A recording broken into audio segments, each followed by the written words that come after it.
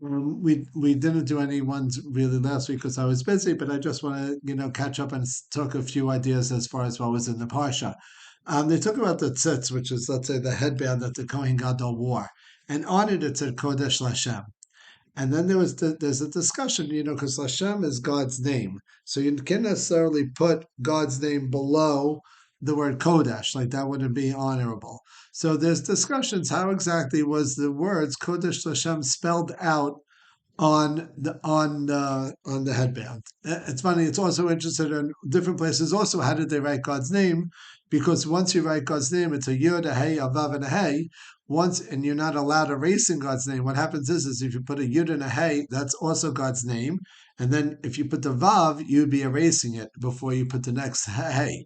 So back in the day, when the temple was built and things like that, there were skilled scribes that were able to write, with four different pens at the same time, with quills, whatever, to write with one the yud, one the hey, one the vav, one the hey. Anyway, that's not for now. My point is they were curious how does it say Kodesh Lashem on the headband.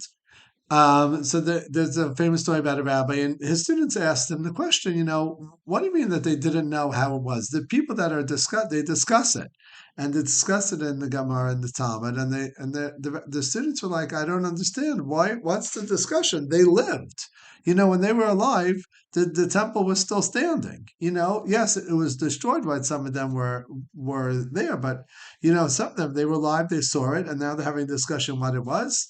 So the rabbi explained to him, they said to him, go look out, outside of where we're studying, there's a traffic light. And instead of being vertical, the traffic light is horizontal.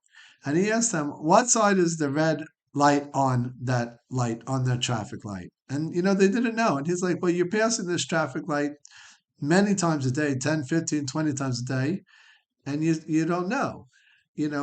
So what was his point? What was he trying to get? He was trying to get at, you don't notice things. There's things you could pass every day in life, things that you see every day. But if you don't stop and you take notice and be aware, it's lost. And he's saying similarly to just like they didn't remember Kodesh Hashem, how was it written out?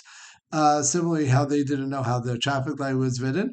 We should make it, especially when it comes to, when we have the different classes, that the Torah is very sensitive as far as to people and emotions and their feelings and things like that. We should be very aware of our surroundings and of people's feelings and of people around us. Just even smiling and giving a people a hello and a welcome could change somebody's day and improve somebody's overall appearance of overall, how they're feeling that day. It makes everybody feel better when they get a smile out and hello.